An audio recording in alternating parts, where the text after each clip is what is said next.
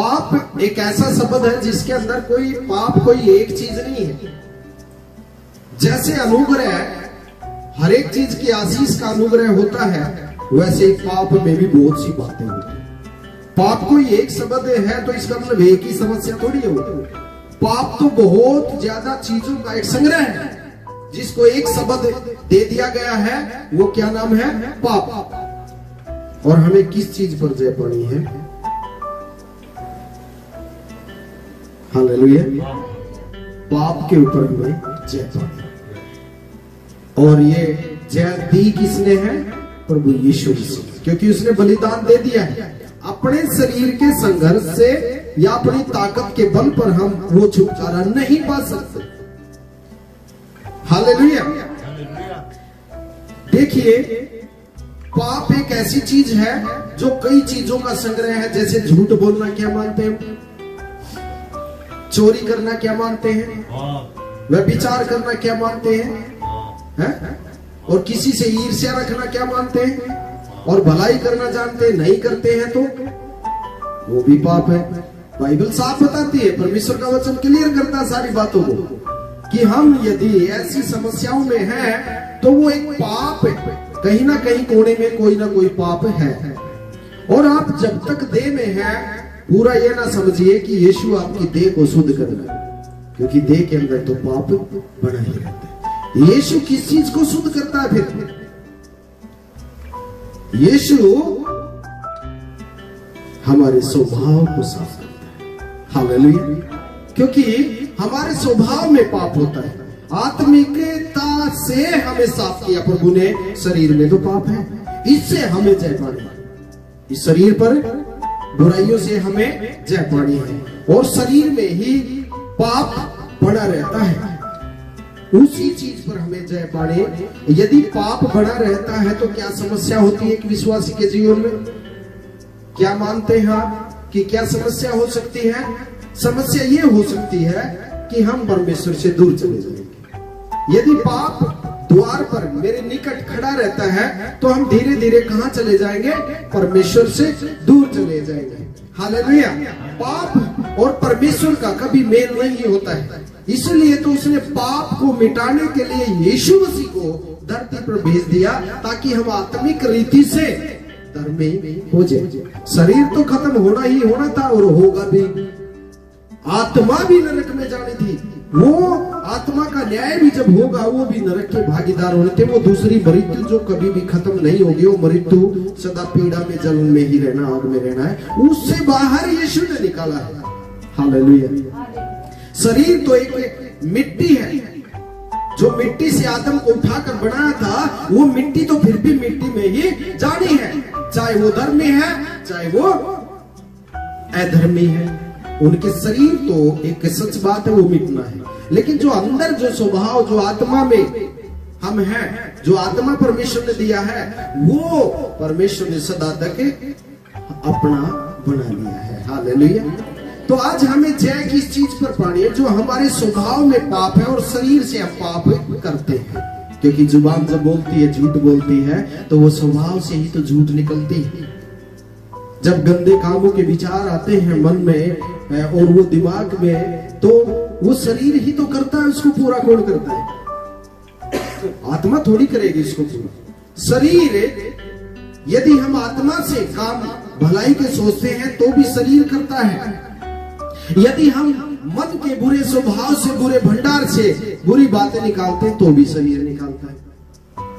अब प्रभु ने क्या हमें हर एक हमारी उन बातों के लिए बलिदान दिया है जिसको हम जय पाना चाहते हैं।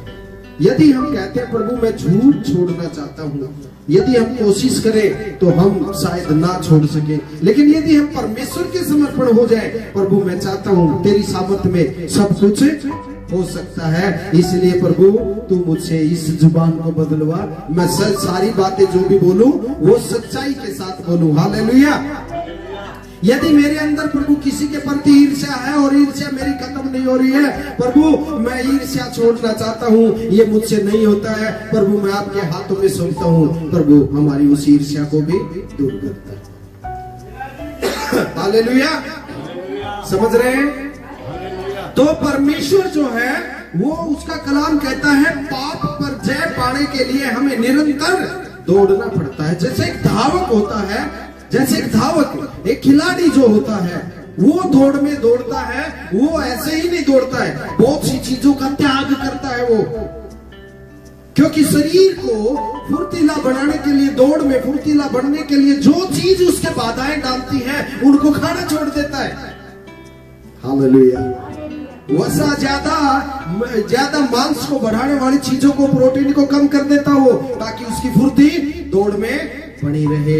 हम भी एकात्मिक दौड़ में हैं। क्या ऐसी चीजें जो परमेश्वर की महिमा में अड़चन बनती हैं हम छोड़ते हैं या पकड़ते हैं? यदि हम उन चीजों को अभी भी पकड़े हुए हैं जो परमेश्वर में बढ़ने से रोकती है, तो हमारे लिए खतरे की घंटी बज रही है। हालेलुया। जो विश्वासी ये समझता है कि प्रभु में सिर्फ संसार का ही सुख है, यही आनंद है, तो वो भूल में है। ये तो चीजें परमेश्वर अपने आप कहता है, मेरे राज्य की खोज करोगे तो तुम्हारे पीछे आएंगे, तुम्हें भागना नहीं है, तुम्हारे पीछे आएंगे। Hallelujah, hallelujah. संसार, परमेश्वर कहता है तुम पृथ्वी के नमक हो। नमक का मतलब तुम ही परमेश्वर की इस पृथ्वी बनाई हुई सृष्टि के नमक का मतलब है मैन हुआ एंट्री। नमक का मतलब टेस्ट तुम हो। यदि पृथ्वी अभी भी बनी हुई है तो एक इंसान को परमेश्वर ने बनाया है, इसलिए सृष्टि पर प्रभु की क्या रहती है? आंखें लगी रहती है, क्योंकि उसके लोग यहाँ पर रहते हैं। हालेलुया। एक समरूप में, समानता में जो इंसान बना था वो पृथ्वी पर वास करता है, इसलिए परमेश्वर पृथ्वी पर सदा जीवन देता है। हालेलुया। किसी और ग्रह पे जीवन नहीं है, लाखों करोड़ों गुना बड़े आकाश में ग्रह हैं पृथ्वी से, ये तो छोटा सा है, वहां जीवन नहीं है। यहाँ क्यों जीवन है? क्योंकि यहाँ पर परमेश्वर का बनाया हुआ इंसान रहता है, उसका बेटा है, उसकी बेटी है। हालेलुया। लेकिन अच्छे लोग प्रभु की नजर में वो होते हैं जो हमेशा प्रभु के वचन के अनुसार रहते हैं। हालेलुया। ये संडे का दिन मैं बहुत दिनों से बताता, शुरू से ही बताता रहा हूं कि आशीष का दिन भी यही है और पवित्रता का दिन भी है, जो परमेश्वर के लिए आपने एक दिन अलग निकाला है। ये परमेश्वर का भाग है, जो इस भाग को भी खा जाते हैं। कितने अभागे हैं वो लोग जो परमेश्वर के भाग को भी खुद यूज करते हैं, कितने अभागे हैं लोग। और प्रभु कहता है फर्स्ट में, हालेलुया। मेरे बहन भाई, संसार बिल्कुल मिटा दिया जाएगा, आकाश भी चरम पत्थर की तरह लपेट दिया जाएगा, तारे गण और ग्रह बाइबल कहती है कि पिघल कर नीचे गिर जाएंगे। हालेलुया। समझ रहे हैं? तो परमेश्वर नया आकाश, नई पृथ्वी बनाएगा, उस पर वो लोग रहेंगे जो दीन और नम्र होंगे। हालेलुया। आपके लिए कोई खास नहीं, सर्वप्रथम परमेश्वर होना चाहिए। जब लोग सो रहे थे तो उसका शत्रु आकर गेहूं के बीज, जंगली बीज बोकर चला गया। शैतान कब काम करता है? अभी मेन पॉइंट मैं आपको बताता हूं, उसकी तरीका। शैतान कैसे काम करता है? जब लोग सो रहे थे, बोल रहे हैं, सोना रात का सोना नहीं होता है, वो एक एग्जाम्पल दिया है। जो लोग कलीसिया में ठंडे पड़ जाते हैं और कलीसिया के प्रति, परमेश्वर के काम के प्रति कोई भी चिंता नहीं करते हैं, सिर्फ अपनी ही भरपूरी के लिए परमेश्वर को याद करते हैं, तो शैतान क्या करता है? कलीसिया के अंदर बीज बो देता है। जैसे किसान अच्छा बीज बोकर आता है और सो जाता है निश्चिंत, तो शैतान आकर, शत्रु आकर उसके खेत में जंगली बीज, और वो कब पता चलता है? जब वो सारा पौधा जो बीज बोया हुआ बाहर आता, तो उसके साथ वो भी बाहर आता। अभी उनको छेड़ भी नहीं सकते। अब कलीसिया में भी ऐसे झाड़ उग गए हैं तो आप उखाड़ नहीं सकते उनको एकदम से।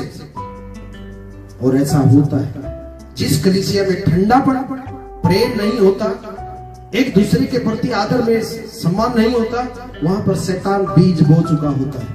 और वो जब वो एक दूसरे को काट फाड़ने के लिए दौड़ते, एक दूसरे की बुराइयां करते हैं, तो समझ लीजिए वो अंकुर निकल चुके। जब तक आपके सामने वो बात नहीं आती है तो इसका मतलब अभी अंकुर बाहर नहीं निकले। और जब आप देखते हैं एक दूसरे को बुराइयां करते, एक दूसरे पे दोष लगाते, तो समझ लीजिए झाड़ बाहर आ गया। आगे क्या कहता है, इस पर गृहस्थ के दासों ने आकर उससे कहा, हे स्वामी, क्या तूने अपने खेत में अच्छा बीज नहीं बोया था क्या? बोने वाले के घर आकर उसके दास बोले, हे स्वामी, क्या अच्छा बीज नहीं लेके आया था तू? उसने कहा, फिर जंगली दाने के पौधे उसमें कहां से आए? कहां से आए? फिर वो, आपने तो अच्छा बीज बोया था, जंगली दाने कहां से आ गए? उसने उनसे कहा, यह किसी शत्रु का काम है।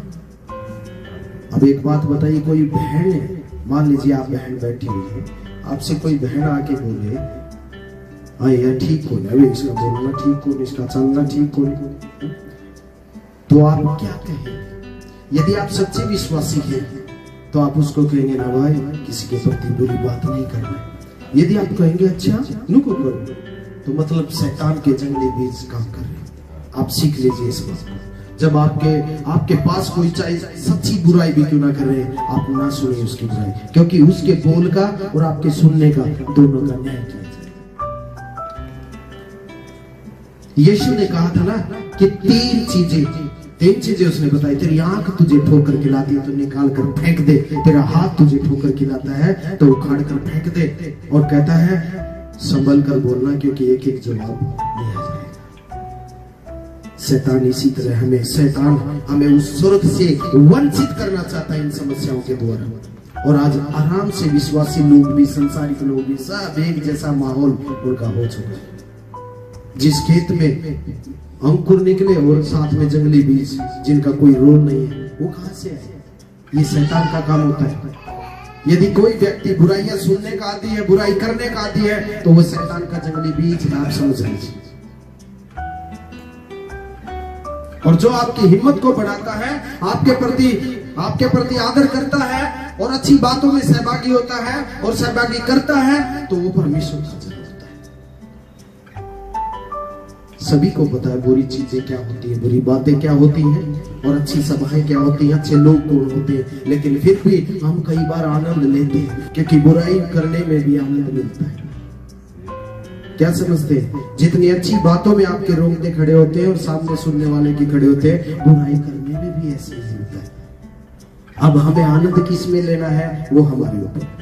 बुरी बातों में या अच्छी बातों में? बुरी बातों का विरोध हो सकता है, लेकिन अच्छी बातों का परमेश्वर भी आपका पक्ष ले सकता है। हालेलुया। मेरे बहन भाइयों, शैतान बड़ा धूर्त है। याकूब 4:7। Hallelujah, hallelujah. इसलिए परमेश्वर के अधीन हो जाओ, हाँ, और शैतान का सामना करो, तो वह तुम्हारे पास से भाग निकलेगा। कब भाग निकलेगा? यहाँ पे एक बात ध्यान रखने की है। कहता है कि परमेश्वर के अधीन हो जाओ और शैतान का सामना करो, तो तुम्हारे सामने से वो भाग जाएगा, भाग निकलेगा।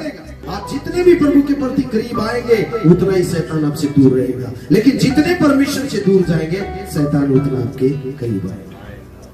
शत्रु तभी मौका देखता है जब हम अकेले होते हैं, लेकिन जब आप कनेक्शन में बने रहते हो, रूटीन में बने रहते हो, जब आप चैन में जुड़े रहते हो, तो कभी भी शैतान की औकात नहीं हो, दूर से ही देखता रहेगा और कमजोर लोगों को इस्तेमाल करता। जैसे 12 चेलों की कड़ी में से किसी कड़ी को इस्तेमाल किया शैतान ने, जो धन का लालची था, जो चोर था। कौन? यहूदा। पढ़ा लिखा था लेकिन चोरी करता था, धन का लालची था। उसको प्रभु से कोई प्रेम नहीं हुआ, उसको धन से प्रेम हुआ, इसलिए 30 चांदी के सिक्कों में उसने यीशु को पकड़वा दिया। परमेश्वर का वचन हमें क्या सिखाता है पाप से बचने के लिए? पहली बात तो सुसमाचार क्या दिया था प्रभु ने कि पाप से बचने के लिए क्या कहा था? सुसमाचार का पहला ही लेसन क्या होता है? मन फिराओ। मन फिराओ का लेसन है ना पहला, विश्वास करो, मन फिराओ, क्योंकि स्वर्ग का राज्य यही है सुसमाचार। हालेलुया। और इसके बाद क्या होता है? दूसरा काम क्या है पाप से बचने के लिए? अभिलाषाओं से भाग। अभिलाषाओं से भागना भी पाप से बचना। लेकिन यदि अभिलाषाओं में पड़े रहे तो पाप हमारे साथ बना ही रहेगा, और पाप यदि बना रहा तो शैतान भी साथ में खड़ा ही रहेगा। समस्या ये है, एक अभिलाषा और एक मन फिराना। अभिलाषाओं से भागना, मन को फिराना। जब हम अपनी बुराइयों से मन फिराते हैं, प्रभु थोड़ी फिराएगा, हमें फिराना है वो। जब हम बुराइयों से मन फिराते हैं तो परमेश्वर आपको सपोर्ट करता है। जब आप बोलते हैं प्रभु मैं मन फिराना चाहता हूं इस बुराई से, इस समस्या से, प्रभु जो मुझे आप में बढ़ने से रोकती है, आप मेरी सहायता करें। हालेलुया। तो पाप क्या है? पाप हमें गिराता है, परमेश्वर की नजर में उससे दूर लेकर जाता है। पाप एक चीज नहीं है, पाप कई चीजों को मिलकर ये नाम दिया गया है। झूठ बोलना, ईर्ष्या करना, चुगली करना, निंदा करना, ये सब पाप का हिस्सा है। पियक्कड़पन, नशेबाजी, धोखेबाजी, गलत गवाही देना, किसी को फंसाना बेकार में, अपने फायदे को सोचना, दूसरे का चाहे कितना नुकसान क्यों ना हो, ये सभी पाप में गिनती। उन सारी चीजों को क्या दिया गया है? एक नाम दिया गया, पाप। और इन्हीं सभी चीजों से छुटकारा देने के लिए एक चीज दी गई है, अनुग्रह। और वो कब मिलता है? जब विश्वास करते हैं, क्योंकि यहोवा जय देने वाला परमेश्वर है। जब हम अपने भारी पाप को, गलतियों को भी जब परमेश्वर के सामने लेकर जाते हैं, भरोसा करते हैं कि प्रभु मैं आगे ऐसी बुराइयां ना करूं, मुझे क्षमा कर, तो आपका वो पहाड़ जैसा युद्ध जो आप इतने दिनों से लड़ते आ रहे हैं, अपने आप से नहीं हो पा रहा है, परमेश्वर आपको जय दिलाएगा। पाप पर जय पाना यही होता है। बिना परमेश्वर की सामर्थ के हम पाप पर, गलतियों पर जय नहीं पा सकते। लेकिन जो भरोसा यहोवा पर करते हैं वो जय पा